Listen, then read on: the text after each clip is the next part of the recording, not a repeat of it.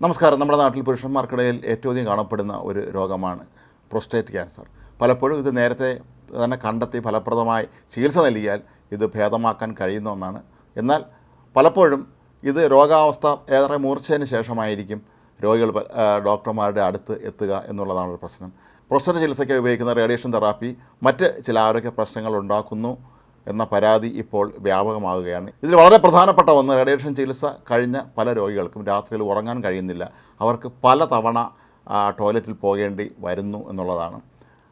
അങ്ങനെ രാത്രി മുഴുവൻ അവർക്ക് പലർക്കും ഉറങ്ങാൻ പോലും കഴിയാത്ത അവസ്ഥ ഉണ്ടാകുന്നുവെന്നും ഇത് അവരുടെ ആരോഗ്യ സ്ഥിതിയെ ബാധിക്കുന്നു എന്നുമാണ് പറയപ്പെടുന്നത്. പക്ഷേ ഡോക്ടർമാർ പറയുന്നത് ഇത് റേഡിയേഷൻ ചികിത്സയുടെ ഒരു അനന്തരഫലമാണ് എന്നാണ്. റേഡിയേഷൻ ചികിത്സയ്ക്ക് വിധേയരാകുന്ന ഓരോ 5 രോഗികളിലും ഒരാൾക്ക് വീതം ഇത്തരത്തിലുള്ള ആരോഗ്യ പ്രശ്നങ്ങൾ ഉണ്ടാകും എന്നാണ് ഡോക്ടർമാർ പറയുന്നത്. മാത്രമല്ല, ഈ ചികിത്സ നടത്തുമ്പോൾ അത് കുടലിൻ്റെ അറ്റത്തെയും വൻകുടലിനെയും മലാശയത്തെയും എല്ലാം തന്നെ ദോഷകരമായി ബാധിക്കുന്നു എന്നുള്ളതാണ്. ഇതിനെ റേഡിയേഷൻ പ്രോക്ടോപ്പതി എന്നാണ് ഡോക്ടർമാർ വിളിക്കുന്നത്. ഈ ചികിത്സ നടത്തുന്ന 5-ൽ 1 രോഗിക്ക് വീതം ഈ പ്രോക്ടോപ്പതി ഉണ്ടാകാനുള്ള സാധ്യത കൂടുതലാണ്. ഇതിന് ഫലപ്രദമായ മരുന്നുകളില്ല എന്നുള്ളതാണ് ഏറ്റവും പ്രധാനപ്പെട്ട ഒരു പ്രശ്നം. വളരെ വിദഗ്ധനായ ഡോക്ടറുടെ ഉപദേശം തേടിയതിന് ശേഷം വിദഗ്ധനായ ഫിസിയോതെറാപ്പിസ്റ്റിൻ്റെ സഹായത്തോടു കൂടി നമ്മുടെ ശരീരത്തിലെ ഇടുപ്പിലെ പേശികൾ കൂടുതൽ ബലപ്പെടുത്തുന്നതിനുള്ള മാർഗ്ഗങ്ങൾ ചെയ്യിക്കുക എന്നുള്ളതാണ് ഡോക്ടർമാർ നൽകുന്ന ഉപദേശം. ഒരു കാര്യം വളരെ ശ്രദ്ധിക്കാൻ ഡോക്ടർമാർ പറയുന്നുണ്ട്, വിദഗ്ധനായ ഫിസിയോതെറാപ്പിസ്റ്റിൻ്റെ അടുത്ത് മാത്രമേ നിങ്ങൾ പോകാവൂ എന്നും, അതല്ല തിരിച്ചാണ് സംഭവിക്കുന്നതെങ്കിൽ ഇതിൻ്റെ വിപരീത ഫലമുണ്ടാകും എന്നാണ് ഡോക്ടർമാർ മുന്നറിയിപ്പ് നൽകുന്നത്.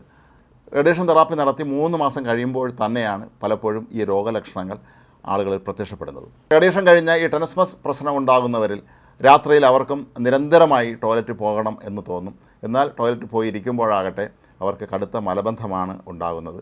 ഇതിനുള്ള ഒരു പരിഹാരം ധാരാളം നാരുകൾ അടങ്ങിയ ഭക്ഷണം കഴിക്കുക, അതുപോലെ പഴവർഗ്ഗങ്ങൾ കഴിക്കുക തുടങ്ങിയത് മാത്രമാണെന്നും ഇതിനൊന്നും തന്നെ മരുന്ന് കൊണ്ടുള്ള ചികിത്സ ഇല്ല എന്നാണ് ഡോക്ടർമാർ ഇപ്പോൾ പറയുന്നത്. പരമാവധി പ്രോസ്റ്റേറ്റ് ക്യാൻസർ വരാതിരിക്കാൻ നോക്കുക. പുരുഷന്മാർ എപ്പോഴും കൃത്യമായ ഇത്തരത്തിലുള്ള പരിശോധനകൾ നടത്തുക.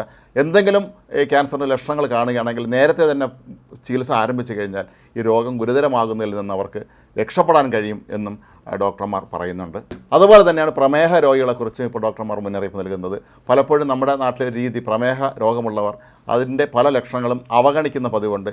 പ്രമേഹ രോഗം കടുത്ത വ്യക്തികളിൽ ശരീരത്തിൽ എന്തെങ്കിലും മുറിവുണ്ടായാൽ അത് വല്ലാതെ ഉണങ്ങാതിരിക്കുകയും ഒരുപക്ഷെ ആ അവയവം തന്നെ ഒടുവിൽ മുറിച്ച് മാറ്റേണ്ട അവസ്ഥ എത്തുകയും ചെയ്യും. പലരുടെയും കാലുകൾ മുറിച്ച് മാറ്റിയ സംഭവങ്ങൾ ഇവിടെ ഉദാഹരണമായി ചൂണ്ടിക്കാട്ടുന്നുണ്ട്.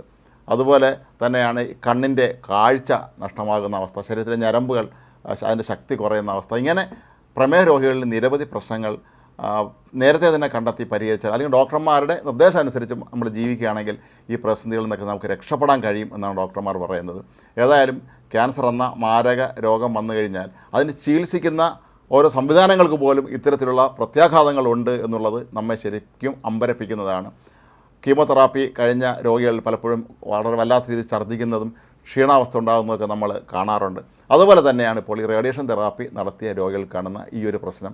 ഇത് നിസ്സാരമെന്ന് തോന്നാമെങ്കിലും ഒരു മനുഷ്യന് രാത്രി മുഴുവൻ ഉറങ്ങാൻ കഴിയാതെ ഇരിക്കുക, ഒരു ബാത്റൂമിൽ തന്നെ സമയം ചെലവഴിക്കുകയും ചെയ്യുക എന്ന് പറയുന്നത് അയാളുടെ ആരോഗ്യസ്ഥിതി കൂടുതൽ വഷളാക്കാൻ മാത്രമേ സഹായിക്കുകയുള്ളൂ എന്നുള്ളതാണ് യാഥാർത്ഥ്യം.